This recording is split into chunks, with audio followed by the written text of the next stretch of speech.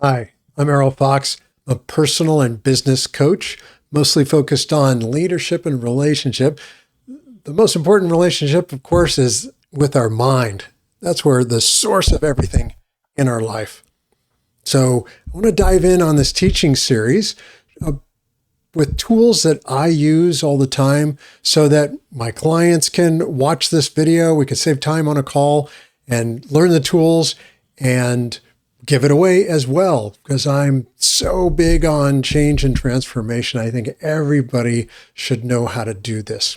So I'm going to start with frameworks in the tool series. First of all, what's a framework? A framework is a basic structure underlying a system, concept, or a text. So frameworks are often used, especially in psychology. That's a great place. All throughout science, we have frameworks for doing programming. Frameworks are a way to do things, or often an answer to a question. So the one I want to share today is on the screen. It's the Neurological Levels of Change. This is my go-to. I am constantly thinking in these levels, and I want to teach you how they work today. So first of all, we see these 6 levels here, and what is this framework? Neurological. Well, neuro is brain. It's also logical, which you'll see in a moment, of change. So the big core question here is, how do I change things? And that's a good question, right? How do I change something in my life? Well, what my teacher, Robert Dilts, back, over 20 years ago, shared with me, he still teaches this today, is that change may be broken into 6 different levels.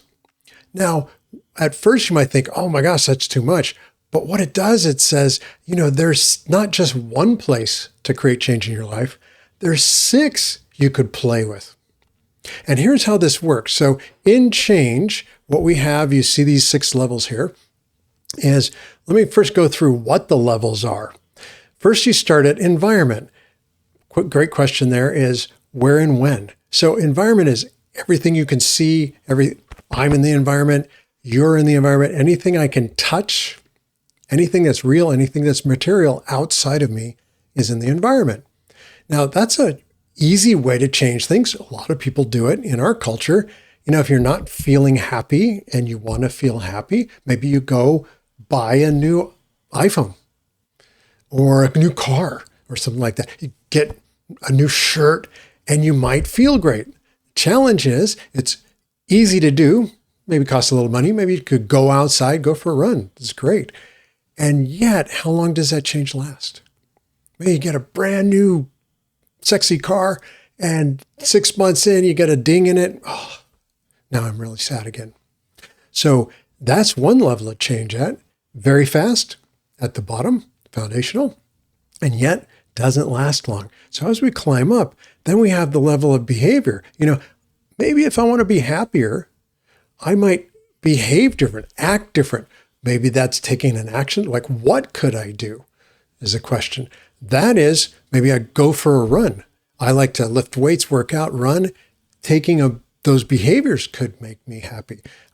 Could be being nicer to people, being kind. You could do gratitude journal. That's an action, a behavior. What could you do? That could last a bit longer as we climb up. Now, if we really want to change things, though, is where you look at your capabilities, your skills. And capabilities is where, how do you learn how to change? This is when the how question, where we may pick up a new skill. Maybe we learn to do things in a different way. Maybe we learn a little bit of some relationship skills. Maybe we take a course, read a book. That's a great thing to do. Capability is also interesting where we get into, what did I already learn in my past? So what I'm capable in happiness might be rooted in what I learned before. Maybe I didn't grow up in a happy household and I don't really know what it's like to be happy. So the change is getting deeper and longer lasting. If you take a course on relationship, especially with your loved one, your spouse or something, you might really change your relationship. Now, here's the thing. If that's not working, it's maybe not just taking another course or another skill. We might have to go deeper in the mind, neurologically, to your beliefs and your values. Maybe there's a deeper, start talking about relationship here.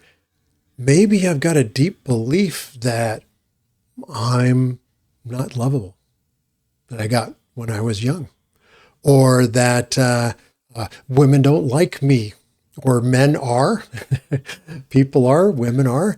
I might have a core belief or some beliefs about the world that notice, even if I try to change my environment of getting new people in my life or a new job, change my behaviors, learn new skills, that may not change maybe my level of happiness, my success in relationship, because there might be a belief or value, which is what's most important.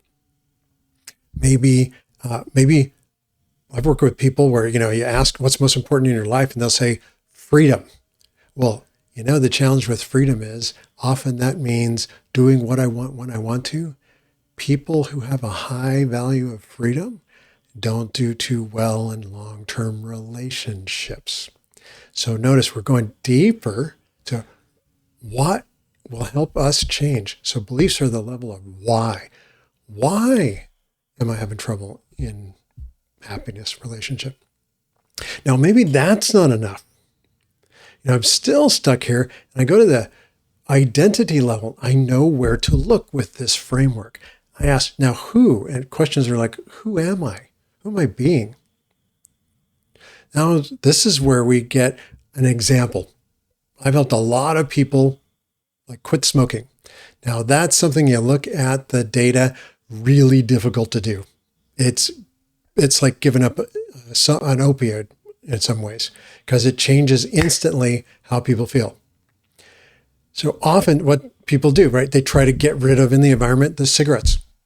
Well, guess what? They're magically back in their pocket. They're smoking again automatically. Well, try to change your behavior. Try taking some deep breaths instead. That could work. Take a deep breath instead of smoking a cigarette. It's kind of similar without the smoke. That might help. But if the person's still having trouble getting rid of the smoking, it may be a deeper or higher, in this case, level. Maybe there's a capability or skill. Well, capabilities is, how do I do things? Like, how did I learn to smoke? Maybe I had a parent or someone I really looked up to that was smoking. And I linked up, to, let's say, a parent, mom or dad. They would be stressed. I'm a little kid. They would go have a smoke, and then they'd be nice. They'd be calmed down. They'd be gentler. So my neurology gets wired up to say, if I want to change how I feel and relax, feel happier, smoking is a capability. See how that works? That might be a deeper way to find out, how did you learn to do that? Now, even better, if that's a difficult area, we go to the level of values and beliefs. Okay? Now, what I might ask is, what are you getting from smoking? See, I don't care what the behavior level is. It's just a behavior. Person's doing something to change how they feel. So what's the value? I might ask, why do you smoke? See that question there, beliefs and value. Why do you smoke? And they may say, because it's the only way I can relax. With that, if you tell the person, hey, you should stop smoking, you're actually telling them you should stop being able to relax. So we may have a belief in here or a value that they've linked up. The cigarette is the only way to connect with that value. It could be drinking, smoking, any number of habits. Now, if that may not be enough, they're still resistant to change, still really hard. And this is where I've helped a lot of people. Often when somebody, again, was smoking, somewhere when they were young, often their identity level in their brain, their identity got hooked up with smoking. maybe they were young and they saw the cool kids were smoking. Wow. So they said, wow, I'm not a cool kid. Those kids there, they smoke. If I'm cool, look, I change who I am, the who level. I could change who I am by just lighting up a cigarette. My mother actually passed from lung cancer. She smoked since she was very young. When she was little in the Middle East in the 1950s, she'd go to movies and black and whites, and they'd see these beautiful actresses with the soft focus. The woman looked like she was glowing. She was amazing in the West. And also, then she would light up a cigarette. So deep down inside, my mom and many people linked up that, hey, the elegant women, the superior women, especially the women that were free, the women that weren't listening to the men and they were bold, they smoked. They even had campaigns like that. So we want to look at changing at the identity level. And one of the basic ways is when a person gets, I am a non-smoker,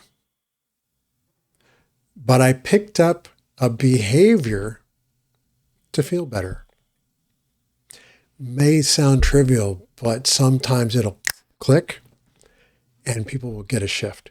Now, that final level up there, if identity even isn't the level, it might be at a spiritual or mission level.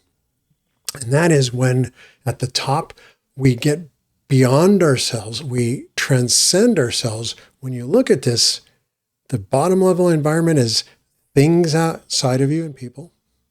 The middle four, behavior, capability, belief, identity, those are you and me. That's my inner world. The spiritual or mission level is when I get outside myself and to the bigger world. I might live for someone else, for someone. I have a great example. When I was younger, I had this great friend, and he was a tough guy, very big and muscular. One of those guys that every time he at the fair, he could ring the bell with one hit. This guy was big and he drove a fast car. And then he got married, still kept doing it. Wife got pregnant. And in the operating room, when the baby was born and handed to him, everything instantly changed. And he had this thought, he told me. He said, I'm no longer living for myself. I was always living for myself. He sold the fast car, got a minivan. This income went to the roof. Everything had shifted in an instant because it wasn't just that his identity had shifted to a father. He connected with a spiritual or mission level of who am I living for? Why am I here? And that's just a quick introduction. If you'd like to learn more, you can hit me up. Go to my website. Easy to find me if you Google Errol Fox, errolfox.com. Maybe book a call, and maybe you got something you want to change. And I'm really about like a breakthrough on every call, every time I work with people. And again, this is the number one go-to framework I'm always thinking in. So hope you enjoyed this. Like and subscribe if you found this valuable. Maybe you want to share it, and I'll put a PDF up on my website in the comments so you can click a link and download this and maybe make notes on it and share it. Thanks for watching. See you soon.